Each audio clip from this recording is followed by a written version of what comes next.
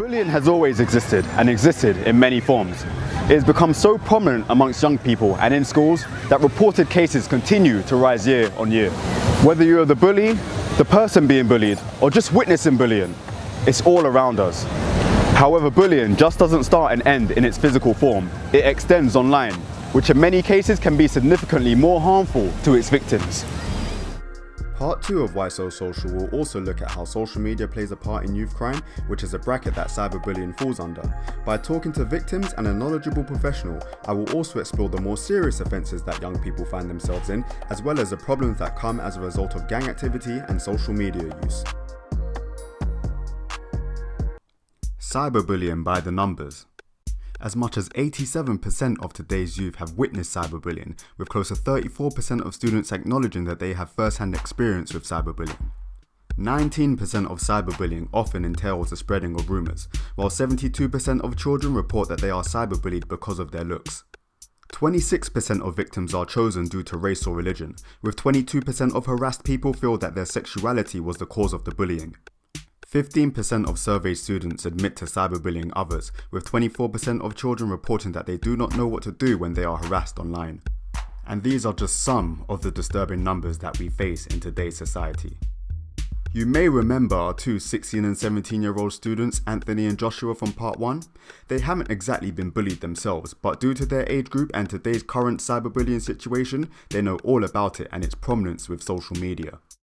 If we look at what all the studies have shown bullying to be, which is projection, and they talk about how the oppressed becomes the oppressor, well, the fact that everybody can connect, of course it's positive in terms of we can talk to each other more, but of course that means any negative messages that are being spread become more widespread and can also just grow in magnitude, because as he said, somebody who is likely to be bullied in school, for example, and maybe the people in your year is about 180, and for the same thing you now have 1 million people who can see why they got bullied, what happened, everything, and that invites people of the same type of mindset as the bullies to then become involved. So, for example, if say somebody has a cat, or somebody's pictures, somebody's explicit pictures are presented to the school in whatever kind of way and it's gone round the school, it's not only the school that now sees, it's the school down the road, it's the school up by the cinema, it's everybody who can now see it. And of course, although that means that there would be more support for the person, it also invites a lot of negative attention. Just like Anthony and Joshua, Georgia Hampson is also a student, although a little bit older at 21. She wouldn't exactly classify it as bullying, but she does recall a time when she was picked on as a child and thinks that young people simply just don't know how much they can hurt someone with so-called negative comments. How are you? Have you ever been a victim of cyberbullying or online bullying or anything like that? I wouldn't necessarily say bullying. I've had negative comments and things like that over the years, but nothing that's been constant and nothing that's necessarily affected me directly. Can I ask how old were you when you had those comments? Going back a few years, probably 13, 14, something like that. It's so easy to say horrible things to people when you're not face to face. I think it does make it easier for people to be horrible because they don't necessarily see the reaction of the other person. So if you was on the school playground or something and you say something horrible to someone, you can sort of see their emotions change there and then, whereas bullies on the internet don't see that. So they may not realise the harm that they're causing, and to them it's just, it's easier for them. Why do you think, especially with that age group, young teenagers, it's just so easy for them to do? They don't have a conscience when it comes to it, and they can just say mean things and not think about it? Why is that? I think children at that age, or teenagers at that age, like they're not mature enough to sort of understand how one little thing can actually really affect a person.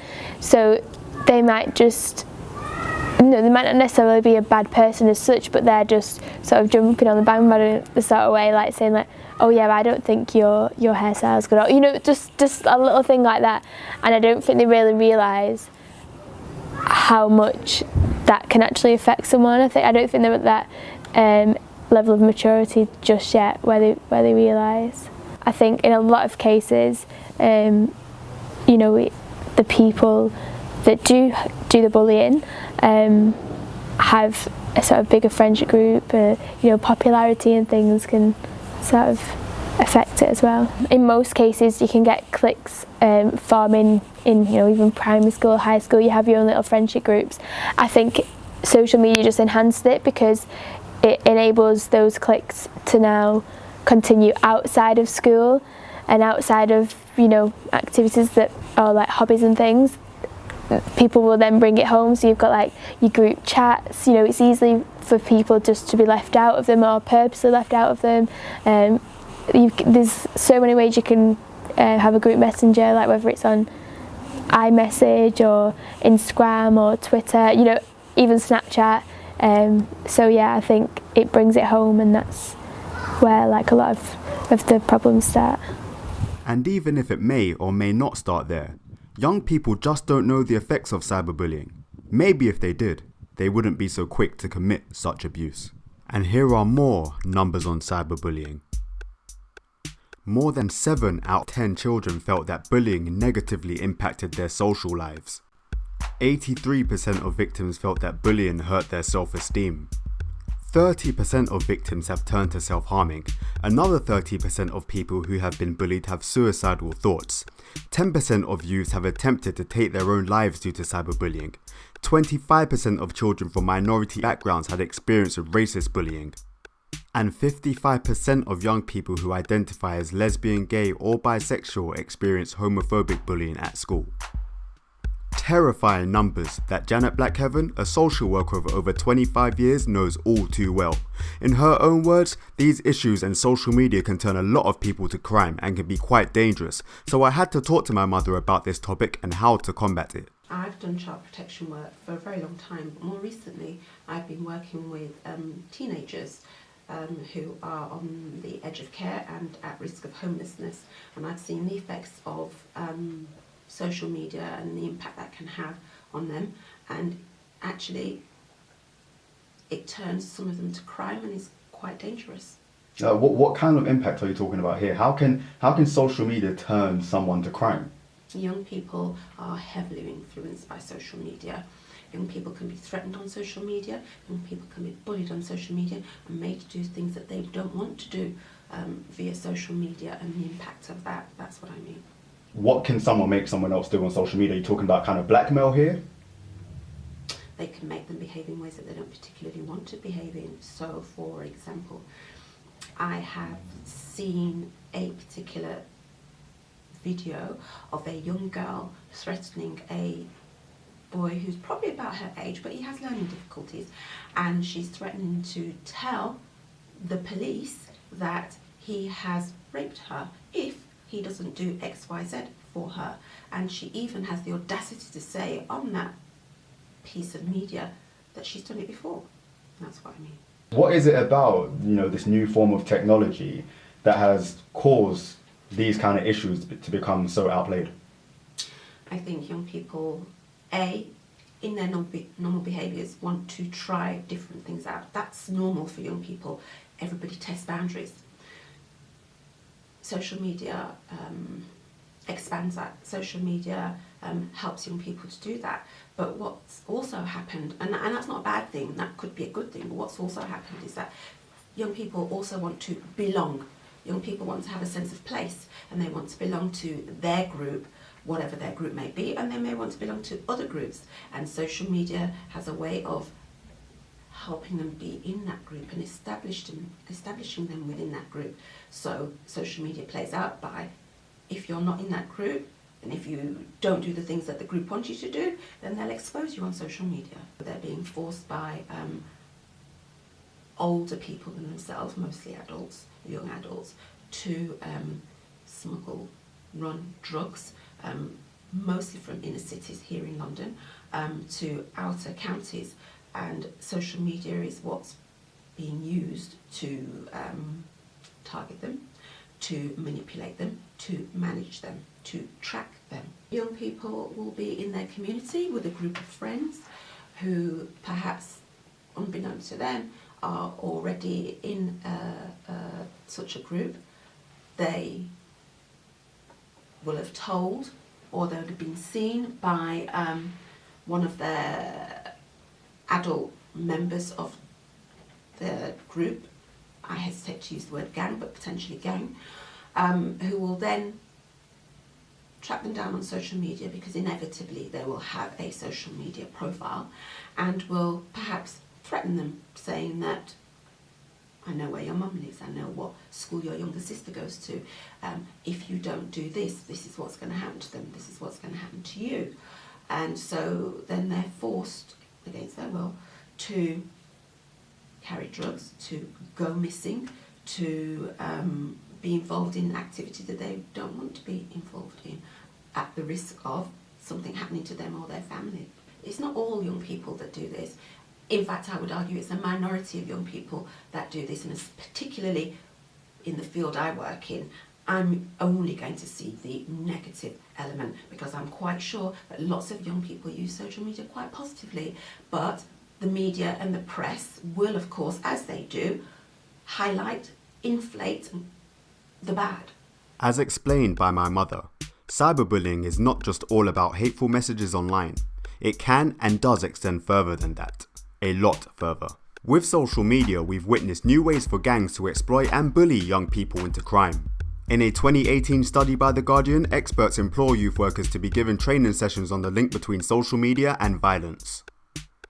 Dr. Simon Harding, a senior lecturer in criminology at Middlesex University, reports that in 2014, gangs using social media have doubled year on year. But what's being done? A big part of prevention should be the police. Social media organisations are now working with the police in an attempt to combat this issue, but what can and what are the police doing to stop this kind of crime and bullying? How can the police embrace technology, not just social media, but technology more, and social media, to stop this from happening? Well, the police have a community arm, police and community safety. They work in schools, they work with young people on the streets, they work with young people in different ways. So by working with young people is really how they would stay ahead, how they would engage, how they would gain trust. But the police are as reliant, are very reliant on the young people to share information, and very often the young people are not willing to share information because they're in fear of what will happen to them and their families should they get found out. Sometimes as well, the police aren't as ahead of social media as the young people are, so it can be difficult. So like I said, for example, young people always have more than one phone. They have 2, 3 phones, number 2 and 3 burner phones. They can dispose of them quite quickly, which is where all the evidence is, and get new phones. There are youth groups out there, and we have youth and community services, we have police and community services, so we try and engage young people on the streets, so to speak, in community centres, and wherever young people meet, share information with them, and that hopefully they share information with us. We're never going to be bully free, we're never going to be criminal free. What we have to do is educate young people how to manage that, how to keep themselves out of it, understand the dangers of it, and also make sure that within society there are places and people who can help them, and that they know that there are places and people who can help them. Young people need to be educated how to use social media properly. Young people need to understand that they really shouldn't keep these things secret. If it's having an impact on their lives, they need to tell other people who can help them. Obviously, it's never, ever, or hardly ever going to be their parents, because again, a part of growing up is young people separating from their parents, but they do need to have other adults who they can trust and who they can tell and who can make a difference for them. As you've heard, there's a lot of help out there for young people. But it's not just all about youths suffering from online bullying, adults can too. We see many cases of online abuse against celebrities, politicians, and many other groups of people. Nab Shah is a 30-year-old Muslim man, and very much an adult. He's dealt with cyberbullying for what he believes are racial reasons. I remember posting a video about some subliminal messaging within movies or something like that anyway, something a little bit controversial, but nothing too major. And then I started receiving comments, as you do when you post something like that. Nothing to sort of go crazy about. And then someone who I thought was a friend of mine posted a few like Islamophobic comments on there, which I thought was a bit strange because I wouldn't have associated him with that sort of attitude. But it got my back up, as I am a Muslim, and I think it's a bit difficult to take when people have sort of strong opinions about something when you've been friends with them and things like that. So I messaged him back and I said, I think you need to maybe think about the sort of things you're saying, because you're just basically implying that all Muslims are terrorists, blah blah blah. The sort of typical comments you started to see being thrown around on the internet. But I think it's very different when it's on a personal account, like something like Facebook, because you only have people on there who are your friends, whereas so you don't really expect that. But if I was to go on to like, I don't know, Twitter or something like that and make a comment, then you're opening yourself up for people who don't know you to make these comments back to you. So you do take it on board. He's obviously felt that he's had these opinions, but he can't voice them face to face because it's a lot more confrontational. There's more danger as such when you say something to somebody's face that can cause an argument or dispute or whatever. So once you're behind a screen, you've got two things. You've got the protection and safety of being in your own home or wherever, and then the other thing is, if there are other people who are thinking the same thing as you, they'll potentially back you up or argue for you if need be. I think if somebody says something to you and they make a bold statement, you want to say, well, based on what are you basing this opinion on, what are you basing this argument on? I want to know where this source has originated from. And a lot of the time people, I read this on the internet. Well, the internet's a great source for information, but it's also a great source for fake news, which is brilliant because we could argue both. And that's why I do say to a lot of people, if you're going to argue, you need to be really careful who you argue with and what you argue about. And I tend to stay away from the religious and politics and sports arguments because it's very difficult. You never tend to win those arguments, do you? One of the main problems of social media is the amount of uninformed information scouring the internet, which can, and in many cases does, cause racial divide over social media. As made popular by the 45th President of the United States of America, the Collins Dictionary named fake news as its word of the year for 2017. But it's not just the word that has taken over. Fake news itself has taken over and can have serious implications when it comes to racism and online discrimination. The following examples are race-led fake news ads. This one is a Russian Facebook ad intended to stir dissension in the US. Here is yet another Russian Facebook ad aimed at people who supported Trump and the Second Amendment during his electoral campaign. And there are also examples of misinformed, fabricated stories mixed with sensationalized ones. And if you get enough people to buy into them, then along with racial divide comes the abuse and bullying. Let's just go back to what you faced with. Would you say it was discrimination or racism what this person displayed to you? Yeah, I think it's weird. I don't know, I think it was in like 2010, right? I started to realise, being a bit, I don't like saying racist because it just makes it sound like you think everyone's racist, and I really don't. I feel like some people thought it was okay to start saying things that were just basically racist, and because other people agreed with it, they were like, oh, it's not racist anymore. Well, it is. It's just, you've got a lot more people to read that and agree with you. Out of 1 million, maybe 100 people agree with you, but 100 people is more than none, And I think because of that, it's, for me, my first name is Mohammed, but it's a family name. So anyone sees that, straight away they look at me and they're like, you're Muslim, you're probably Pakistani. So then I'm open to a wide variety of comments. If I tell people my name's Nabs, they don't know what I am or where I'm from, so they guess. And my girlfriend's English, white, and they'll see me with it, so they guess even more. They're like, oh, so you might not be, and I don't talk with an accent and things like that. So it's interesting. I do play with it a little bit, but I think as soon as you tell someone your name's Mohammed, straight away they start asking you stupid questions like, so what's your take on 9/11? Well, what's your take on 9/11? It's no different. We forget that everyone is an individual human being first, and then everything else follows. So, and I think social media, what it does is it allows people to just fall into these categories. I'm a United fan, I'm a City fan, beef. Whereas it's like, oh well, actually, we both love football. Why don't we look at it that and we talk about why one team is doing better than the other? But they don't. Some people do, don't get me wrong, but a very small minority, because people want to argue. They want to think they're right. They want to think they know better. It's a power trip. And then I think Facebook, social media gives you this strength and power. It's like, yeah, there's lots of us. I don't know him, but he's got the same view as me, so now we are a team. I liked a post about a man who'd been selling halal meat in his butchers, and he was a Christian man, and he started selling halal meat, and he was talking about how his profit margins increased by really significantly. He was about to close down, started selling halal meat instead. He started profiting, and he's never made that much money in his life. So I was like, oh, this is great, liked it, didn't even comment on it, and straight away I liked it. I started getting comments.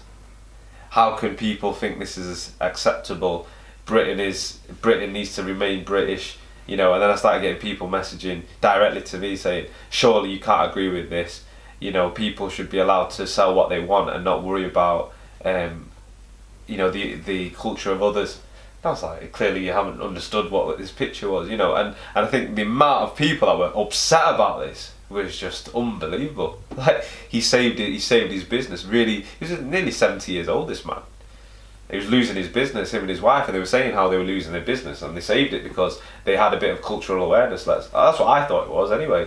But no, it was a reason for people to be offended by the barbarianism of Islamic ways and causing impact on British culture. I want everybody to be able to have their say.